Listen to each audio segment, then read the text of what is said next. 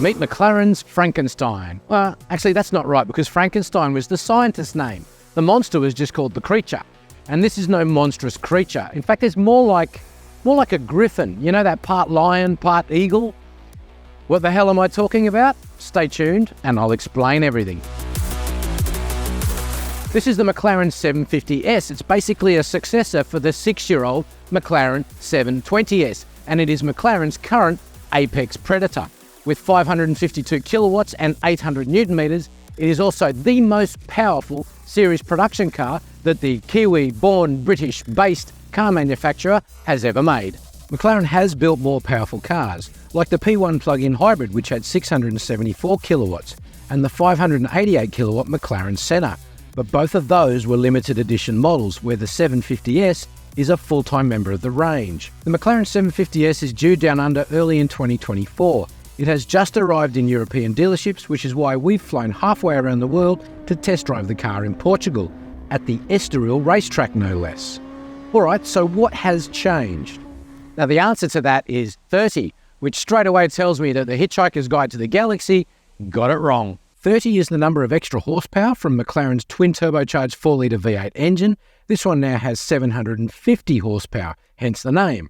30 is also the number of kilograms in weight saving compared to the old 720S, making this car 200 kilograms lighter than its nearest rival. 30 is also the percentage of parts that McLaren claims have been replaced or upgraded to make the 750S lighter and more powerful. Now those are the headlines. The full list of changes is quite comprehensive, and if you want to see those, check out my written review on Drive.com.au. But for now, I'm just going to give you the top levels that you need to know, because let's be honest, we want to see this car on track. So here I go. I'll go through them as fast as I can. The McLaren 750S is available as a coupe and retractable hardtop Spider. Prices start at $585,800 for the coupe and $654,600 for the Spider. Styling is basically carryover, but updated with aerodynamic enhancements to improve downforce and aero balance without overly increasing drag. Active Aero includes a rear wing that can change its angle of attack. The wing is also 60mm higher than on the 720S to give the McLaren P1-derived single exhaust more clearance. McLaren's new generation of linked hydraulic suspension debuts here with new springs, 4% softer at the front, 3% stiffer at the rear, dampers, revised geometry and bespoke tuning to heighten the 750S's dynamic capabilities.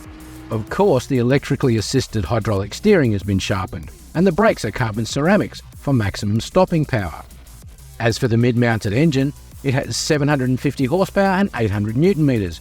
It's rear-wheel drive, of course, and has a 7-speed sequential shifter with a shorter final drive, which cuts top speed to 332. Not that you'd care, because McLaren claims acceleration figures of 2.8 seconds for the first 100, another 4.4 seconds for the second 100, and 20 seconds all up to go from standstill to 300 kilometers an hour. A speed which in Australia is known as lock me up and throw away the cage.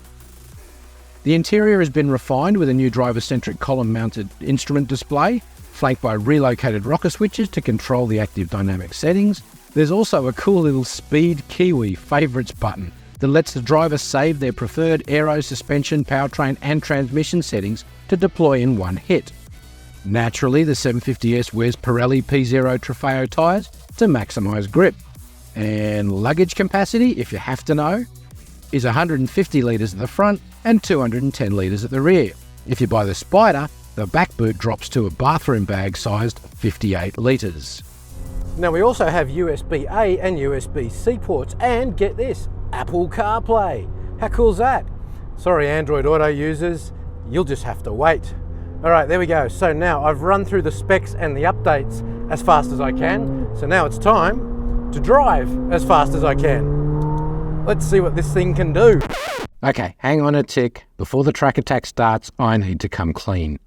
I had planned to hot lap the 750S while providing critical analysis and insights. As you're about to witness, I am not that talented. I can drive and talk at everyday speeds. What I can't do, it turns out, is drive a McLaren 750S flat knacker at a strange racetrack on the other side of the world and give you any useful analysis or insight. 200 kilometers an hour, 220. I can read a speedo, and I can also remember to breathe. Lucky for me.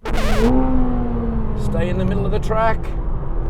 Now come back in, hit the apex. Oh, this engine is incredible. I wanted to tell you about how the engine mods boost performance, how the sharper steering rack makes it hungrier on turn-in, how the suspension updates make it more progressive and playful on the limit. I had wanted to tell you that the carbon ceramic brakes are some of the most potent stoppers I've ever experienced, and they can turn 270 kilometers an hour into just 70 kilometers an hour in little more than 150 meters. You know, my incisive expert opinion. Instead, this McLaren is so fast and so furious that it maxed out my brain and reduced me to a mumbling idiot. Up to fourth gear, all right. We're coming around onto the main straight at Estoril, and oh, this car feels so alive. It's just talking to me like you would not believe. And it's screaming at me too. 240, 250, 260, 270. Holy shit. Sorry for that. I meant to say golly gee. Really is surprisingly playful. What a cool car. But wow, it's getting up.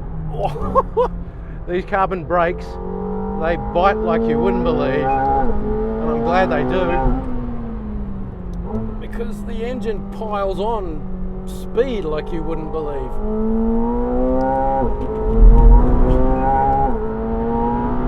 A little lift now through the kink. Oh. Oh.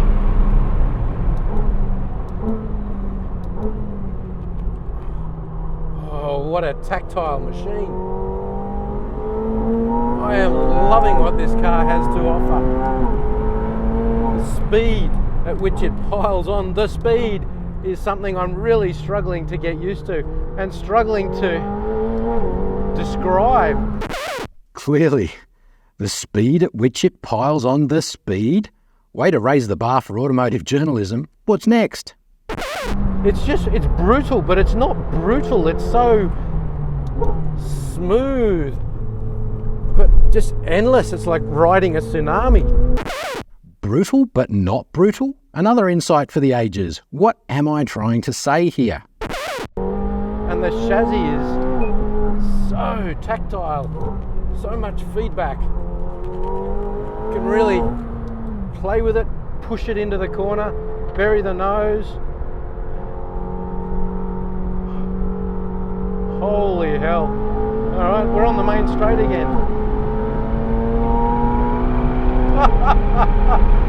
I don't know what the 720S was like, but this 750S is an absolute weapon. I am glad I'm wearing a 5-point harness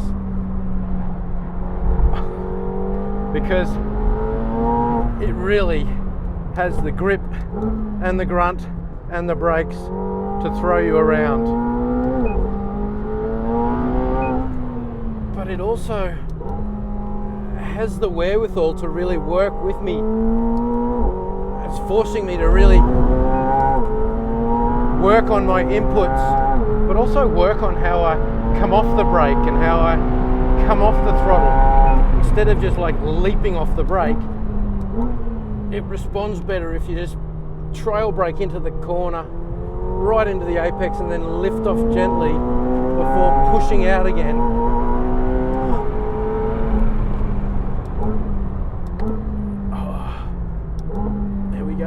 Oh, so much grip.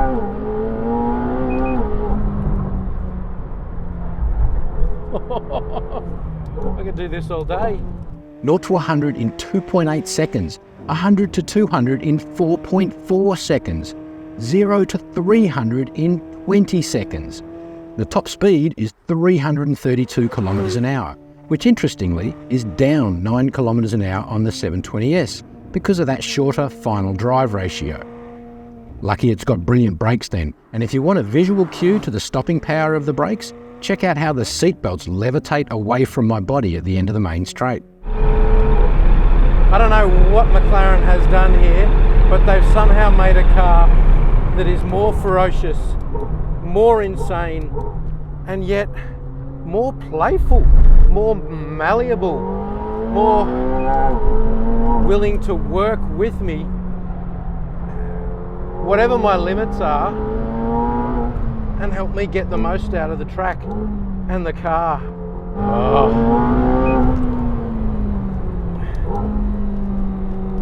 I'm going to have to start cooling down now. Oh wow. What an absolute sweetheart of a machine. But what a brutal, brutal monster as well. And yet it's a monster that never feels like it's going to bite me or punch me or rip my head off. It feels like it's right there for me, and when I hit the limits of whether it's my ability or the car's ability, stepping over the limits is really quite progressive. It's not going to bite you.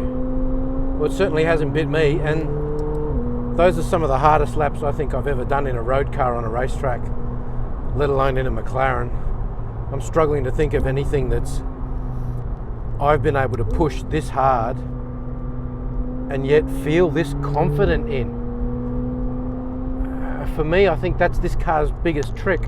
Actually, no, it's not. I think this car's biggest trick is how rewarding it is, how playful it is, how much character it's got. I know in the early days of McLaren's rebirth in 2011 MP412C, a lot of critics, I think me included, suggested that that car was a bit too clinical, a bit aloof. This car is anything but. I drove it on the road and it's got all the playfulness and the backfiring and burping and farting and growling, and it's got the theatre of a supercar. But it's also surprisingly comfortable on the road, and yet get it onto a racetrack like this and holy hell, what a weapon, what an absolute weapon. That says it all really. It sums up McLaren's towering achievement with the 750S. I may not have retained the ability to form coherent sentences while driving flat out, but not once did the McLaren threaten my life. In hindsight, I think McLaren's biggest achievement has been to make this car so approachable and so manageable, but also so involving. I've never felt this empowered to explore the limits before. In high-end supercars from other brands, there's always a lingering fear that straying beyond the limits of my ability will result in a slap and a spin, or worse, a big and expensive crash. The McLaren 750S doesn't ever make me fear it. It's the absolute opposite, in fact. The 750S invites me to leap out of the comfort zone and dance with the devil at the edges of existence, because that's where the magic really happens. So what was the point of the whole Frankenstein monster griffin metaphor at the start? Well, the McLaren 750S takes the best parts of the 720S, the P1, the Senna and the 765 LT to become the best series production McLaren yet. And boy, does this Franken-baby deliver. Monstrously. It's also likely to be the last purely internal combustion engined McLaren before the company dives deeper into the electrification movement it started with the Artura hybrid last year. So if you're a multi-millionaire with $750,000 to blow on an automotive indulgence on a toy, very few cars can engage and excite as much as the new 750S. Well, I hope you've enjoyed this video. If you have, do us a solid, hit the like. Who knows, if I get enough likes, the boss will know I'm doing a good job. He might send me on the next McLaren launch, whatever that might be. If you've got any questions or want to share your thoughts on this McLaren, get into the comments below. Let's have a discussion. And don't forget to subscribe to Drive so that when Drive drives cool new cars on the limit at racetracks like this, you hear about it first.